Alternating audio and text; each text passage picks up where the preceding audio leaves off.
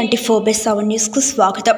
ప్రకాశం జిల్లా దర్శిలో Darsi YCP in charge doctor Boochepalli Sivaprasad Reddy media సమావేశం నిర్వహించారు. ఈ సందర్భంగా ప్రత్యర్థులపై బూచపల్లి ఘాటు వ్యాఖ్యలు చేశారు. ప్రత్యర్థులు బయట నుంచి జనాలను తీసుకువచ్చి ప్రశాంతంగా ఉన్న దర్శిని భయపెడుతున్నారని కడియాల వారిపై కామెంట్లు చేశారు. కడియాల వారు ఎలమందల నుండి 150 మందిని తీసుకువచ్చి దర్శిలో ఉంచారని ఘాటు విమర్శలు చేశారు. ఇప్పటికే కడియాల వారిపై 4 పెద్ద కేసులు ఉన్నాయని ఆధారాలు చూపించారు. ఎక్కడి నుండో వచ్చి దర్శిని గందరగోళం చేయవద్దని ప్రత్యర్థులను హెచ్చరించారు. ఎన్నికలు ప్రశాంతంగా జరిగేలా చూడాలని పోలీసులను కోరారు బూచపల్లి.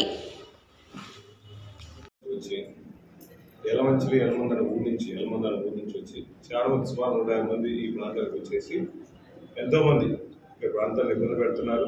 అదేవిధంగా కడియాల రమేష్ గారు ఒక ఆయన వచ్చినాడు. ఆ ఊరి నుంచి సుమారు 150 మంది తీసుకొచ్చి ఈ ప్రాంతాన్ని భయప్రాంతం చేయడం కోసం కృషి చేస్తున్నారు. ఆయన మీద సుమారుగా 4 కేసులు ఉన్నాయి. ఇంకా అరెస్ట్ కూడా పెండింగ్ ఉన్నాయి. 307 కేసులు ఉన్నాయి.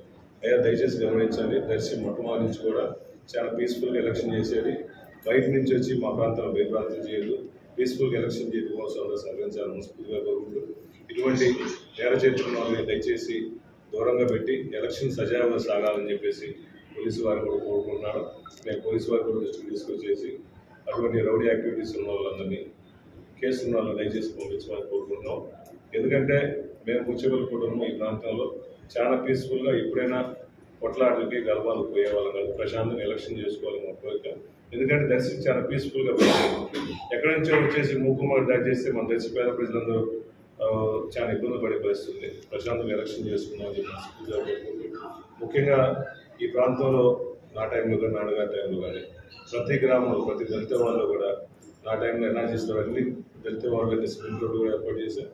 మన రీసెంట్గా క్రిస్టియన్ పాలనలో 12 మందికి యాక్సిడెంట్ అయితే దాంట్లో 5 మంది చనిపోతే నేను పోయి స్వయానా పోయి ఆ ప్రాంత ప్రజలకి వాళ్ళందరూ ఆర్థిక సాయం కూడా చేస్తుంది. ఎందుకంటే ఇది చెప్తున్నా అంటే చారిటబుల్ ట్రస్ట్ ద్వారా పేదవాళ్ళకి సాయం చేయడం, ఎప్పుడైనా పదవులు ఉన్నా పదవులు లేకపోయినా ఈ ప్రాంతానికి సేవ చేస్తున్నాం కాబట్టి వాళ్ళందరూ గుర్తుపెట్టుకున్నారు. ముఖ్యంగా బీసీలు కానీ దళిత వాళ్ళ ప్రజలందరూ గుర్తుపెట్టుకున్నారు. ఈ రాష్ట్రం మొత్తం కూడా జగన్మోహన్ వైపు చూస్తుంది. జగన్ నాయకత్వం కోరుకుంటుంది. అదేవిధంగా ఈ ఈ 10 సంవత్సరాలు 20 సంవత్సరాల సుమారు నాన్నగారి టైంలో కానీ నా టైంలో కానీ ఎన్నో మెడికల్ క్యాంప్స్ మనం ఏర్పాటు చేశాం పేదవాళ్ళకి సాయం చేయడం కోసం. ఇలాంటి మరిన్ని అప్డేట్స్ కోసం Day24/7 న్యూస్ ఛానల్ని సబ్స్క్రైబ్ చేసుకోండి.